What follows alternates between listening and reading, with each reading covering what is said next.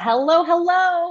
Welcome, evolutionary women from around the world. We are beaming between London and California today, introducing you to the amazing Michelle Andrade, who is a business and nonprofit publicist.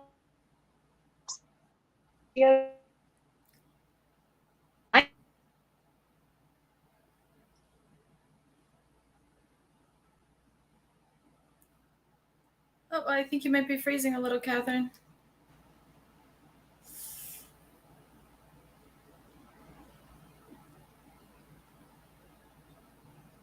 Oh no.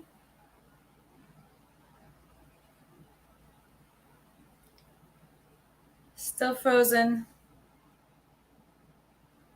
Hello,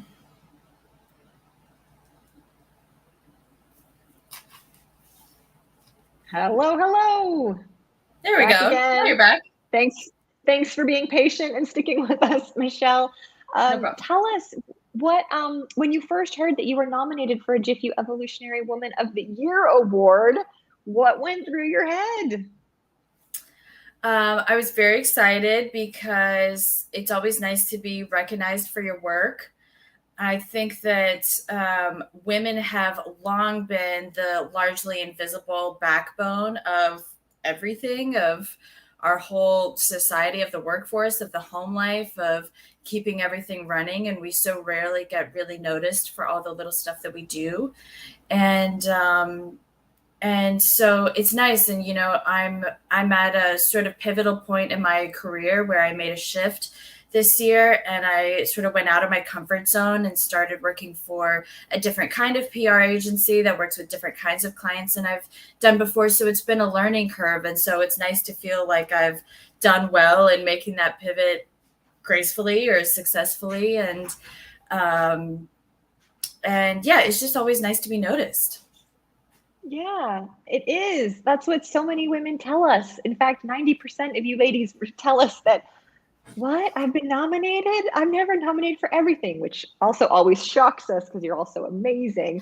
Great. And Michelle, what are you? I love what you point. You point to the invisible work of women, and that's Right. actually why we started our first awards in 2020 during the pandemic, because Yeah, we thought if there was any year to shine a light on women, it started there. that's Um, right. what is the, like, for this year, when you look at the impact that you've made this year, what's your kind of like top number one feel good, like, like, I Hmm. did that thing, like, that feels really great. I'm really proud of that this year. I think the most meaningful work that we've done this year is the PR and marketing for a global domestic violence nonprofit organization called Unsilenced Voices. And that's an issue that's really near and dear to my own heart. And the organization is so ambitious. They just started in 2017. They're already operating in 4 countries. And a lot of what they do, particularly in the West African countries where they serve, Sierra Leone, Rwanda, and Ghana, is helping women there to gain their own independence, financial independence, because that's the main thing keeping people in abusive relationships and abusive marriages is the lack of economic opportunity to leave. And so the organization funds their vocational training. They learn skills that they can go down to the market and sell themselves. Many of these women are very young, 17, 18 years old, and already raising younger brothers and sisters. They've already escaped abusive households, and many have resorted to sex work for lack of other economic opportunity. And so for them to have the opportunity to go to school, learn marketable skills, go down to the market and make their own money, have the opportunity to remain independent and free is incredible. And we're doing similar work like that in America as well. They went on a 4-city tour of free community events across America. They have started accepting cryptocurrency donations. They did an NFT art competition for the women in Sierra Leone. So how that worked was they gathered a group of their girls in Sierra Leone that they work with regularly. The ones who could draw entered a little competition, but really multiple women are going to get the opportunity to be the winner, to draw pictures of what the organization has done for them. And then we're turning those drawings into NFTs. We're going to sell the NFTs, and that will earn income to go back to the girls.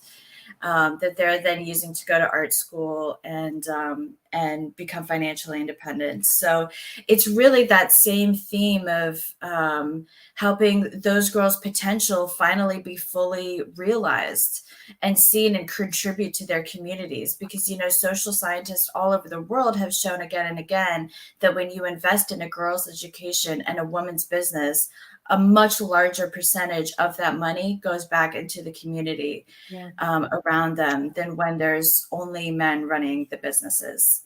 And so, go ahead. I was just going to add, Michelle, there's a statistic I read from somewhere that something like women reinvest 90% of their earnings back into their communities, whereas for men it's 35%. And I don't think that totally speaks to the altruism, like women are just nicer and more giving than men. I think that also speaks to pay gaps and other systemic issues. But what you just shared with me is like the coolest thing I have heard all week. Like that is cool. Just such a clever like, it's like you just touch so many different elements. Like you solve like so many different problems in like one solution with empowering women and improving the lives of women and girls like tremendously. So big acknowledgement to you, Michelle, and your organization. And ladies, today is the last day to nominate a woman for an award. So like you just heard Michelle, like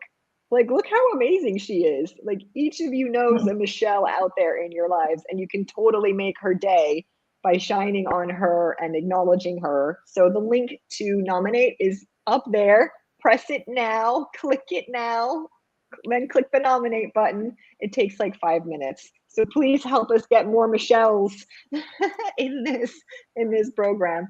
Michelle, thank you so much for sharing with us today, for being here with us, for being you, doing the work you do, making the difference you make.